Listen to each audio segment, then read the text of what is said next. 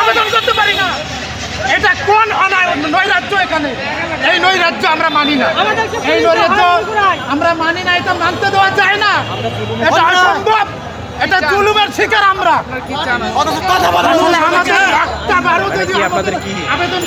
আমরা ১৭তম ৩৫+ নিবন্ধনকারী, ১৭তম নিবন্ধন অথচ একবার আবেদন করতে পারি নাই। যেখানে এনটিআরসি 1 বছরে পরীক্ষা শেষ করার কথা, এখানে 4.5 বছর পরে, প্রায় 5 বছর পরে গণবিজ্ঞপ্তি দিল। আমাদের বয়স যাদের 31 ছিল তাদেরও 35 পার হয়ে গেছে। আমরা আবেদন করতে পারি নাই। আমরা নিবন্ধন পরীক্ষায় পাস করেও একবারও আবেদন করতে পারলাম না। জনপ্রশাসন 39 মাস ছাড় দিয়েছিল। আইন মন্ত্রণালয় চিঠি দিছে যে তাদের বিষয় বিবেচনা করা হোক, তবুও শিক্ষা সচিব বা শিক্ষা উপদেষ্টা কোনো কান ভূক্ষেপ করছে না।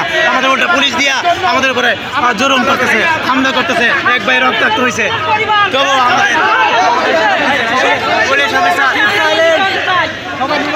আমরা নিবন্ধন পাস করছি, পিলিতে পাস করছি, বিজনে পাস করছি, ভাই পাস করেছি, বিভিন্ন পরীক্ষা দিয়ে। কেউ কথা বলবেন না, সবাই